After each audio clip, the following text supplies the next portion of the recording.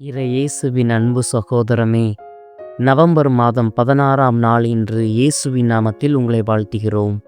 ஆண்டவராகிய இயேசு கிறிஸ்துவின் அருளும் கடவுளின் அன்பும் தூய ஆவியாரின் நட்புறவும் உங்களோடு எந்நாளும் இருந்து பாதுகாப்பதாக.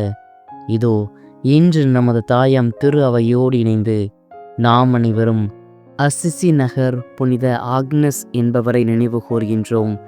யார் இந்த ஆக்னஸ்? அப்படி என்னதான் செய்துவிட்டார் தனது வாழ்க்கையில்? வாருங்கள் பார்ப்போம். அசிசி நகரை சார்ந்தவரான இவர் புனித கிளாராவின் இளைய சகோதரி.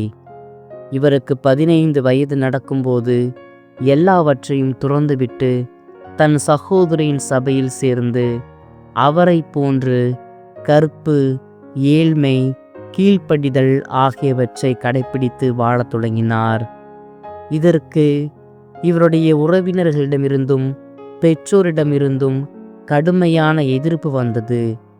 ஆனாலும் இவர் தன்னுடைய முடிவில் மிக உறுதியாக இருந்ததால் அவர்களால் இவரை ஒன்றும் செய்ய முடியவில்லை.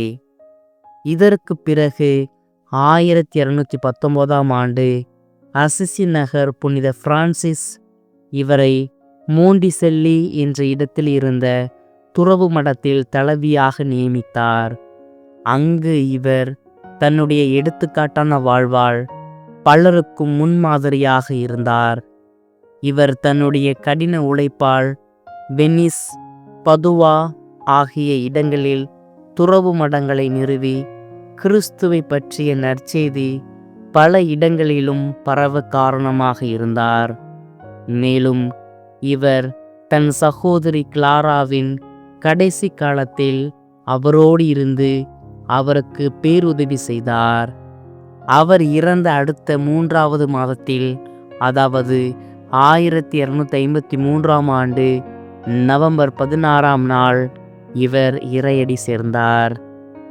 இவ்வாறு கிறிஸ்துவை பற்றிய நற்செய்தி பல இடங்களிலும் பரவ காரணமாக இருந்த இப்புனிதரை கொண்டாடும் நாம் இவரை போல் கிறிஸ்துவை பற்றிய நற்செய்தியை பிறரிடம் எடுத்துரைத்து வாழ்பவர்களாக வாழ இப்புனிதரின் பரிந்துரை ஜெபத்தை நாடி நாள்தோறும் நன்மை செய்வோம், இறையாசிர் பெறுவோம். மேலும் மீண்டும் நாளை ஒரு புனிதரின் வரலாற்று பாதையில் சந்திப்போம். கடவுள் இன்றும் நம்மோடு.